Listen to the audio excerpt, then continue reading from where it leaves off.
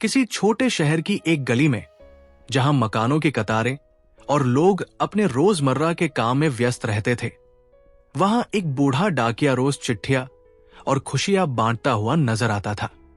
उसकी पहचान थी उसका मुस्कुराता चेहरा और नंगे पैर चलने की आदत। लेकिन उसकी जिंदगी का सबसे अनमोल रिश्ता उस गली की एक नन्ही अपाहिज बच्ची से बना, जिसका नाम था राधा। ये कहानी उसी डाकिया और राधा के दिल को छू लेने वाले रिश्ते की है। एक दिन डाकिया ने राधा के घर के दरवाजे पर दस्तक दी। भीतर से एक प्यारी सी आवाज आई, रुको चाचा, मैं आ रही हूं। 5 मिनट बीत गए, फिर 10। डाकिया ने झल्लाते हुए कहा, भाई जल्दी करो, मुझे और भी घरों में जाना है। भीतर से फिर वही आवाज आई, चाचा आप दरवाजे के नीचे से चिट्ठी डाल दीजिए, मुझे थोड़ा और वक्त लगेगा।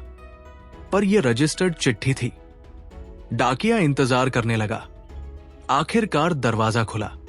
सामने एक नन्ही सी बच्ची खड़ी थी, जिसके एक पैर नहीं था। उसकी मासूमियत और आत्मविश्वास ने डाकिये को निरुत्तर कर दिया। ये लो बेटा, उसने धीरे से चिट्ठी राधा को थमाई। उस दिन के बाद से डाकिये और राधा के बीच अनजाने में एक रिश्ता बन गया। हर बार डाकिया चिट्ठी लेकर आता तो राधा दरवाजे पर उसका इंतजार करती। वो उससे बातें करती और उसके किस्से सुनती। धीरे धीरे डाकिये ने देखा कि राधा घर में अकेली रहती थी। उसकी मां का देहांत हो चुका था और उसके पिता काम के सिलसिले में अक्सर घर से दूर रहते थे।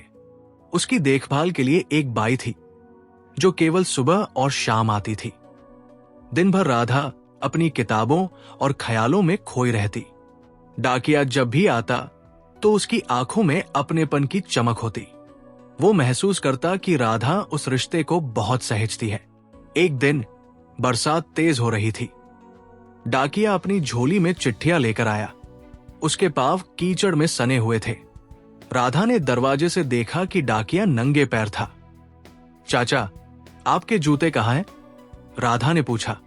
डाकिया हंसते हुए बोला, मेरे पांव ऐसे ही खुश रहते हैं। लेकिन राधा को उसका जवाब अच्छा नहीं लगा। उसने मन ही मन कुछ सोच लिया। दीपावली करीब आ रही थी। राधा ने अपनी बाई से डाकिये के पैरों की नाप के जूते मंगवाए। जब डाकिया आया तो उसने उसे एक बड़ा सा डब्बा देते हुए कहा, चाचा ये मेरी तरफ से आपके लिए दीपावली का तोहफा है। डाकिया ने डब्बा खोलने की कोशिश की, लेकिन राधा ने रोक दिया। चाचा इसे अपने घर ले जाकर खोलना, उसने आग्रह किया। घर पहुंचकर जब डाकिये ने डब्बा खोला तो उसकी आंखें नम हो गई। उसमें एक नई जोड़ी जूते थे। उसके दिल में राधा के लिए सम्मान और बढ़ गया। जूते देखकर डाकिया गहराई से सोचने लगा।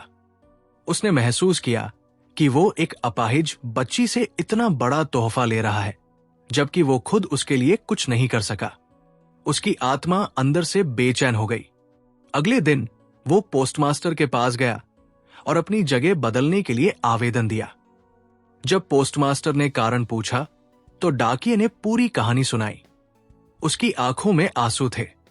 सर, वो बच्ची मेरे नंगे पांवों की तकलीफ को समझ गई और मुझे जूते दे दिए, लेकिन मैं उसके लिए कुछ नहीं कर सकता। मैं अब उसके सामने जाने की हिम्मत नहीं कर सकता। पोस्टमास्टर ने उसे समझाया, तुम्हारी मौजूदगी ही उसके लिए सबसे बड़ा उपहार है। अगर तुम वहां जाना बंद कर दोगे तो वो अपना सच्चा साथी खो देगी। डाकिये ने पोस्टमास्टर की बात मानी। अगले दिन उसने नए जूते पहने और राधा के घर पहुंचा।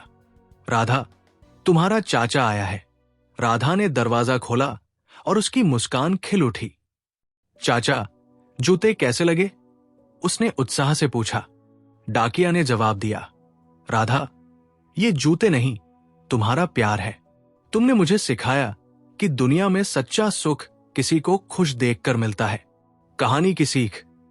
ये कहानी हमें सिखाती है कि इंसान की सबसे बड़ी ताकत उसका दिल है। राधा ने दिखाया कि भले ही उसके पास शारीरिक क्षमता नहीं थी, लेकिन उसकी भावनाएं और संवेदनशीलता किसी से कम नहीं थी। डाकिये ने सीखा कि प्यार और सेवा से बड़ी कोई चीज नहीं होती। कभी कभी हमारी उपस्थिति और हमारा स्नेह ही किसी की जिंदगी को रोशन करने के लिए काफी होता है। राधा और डाकिया का ये रिश्ता दिखाता है कि छोटी छोटी चीजें कैसे हमारे दिलों को छू सकती है और हमें इंसानियत का असली मतलब समझा सकती है। तो दोस्तों, इस कहानी से आपको क्या सीख मिली, हमें कमेंट करके जरूर बताएं। अगर ये कहानी आपको पसंद आई हो तो हमारे channel story A to Z Hindi को लाइक करें, सब्सक्राइब करें और बेल आइकन दबाना न भूलें ताकि आपको ऐसी और रोचक कहानियां सुनने को मिलती रहें। आपका प्यार और समर्थन हमारे लिए बहुत मायने रखता है। फिर मिलेंगे एक नई कहानी के साथ। धन्यवाद।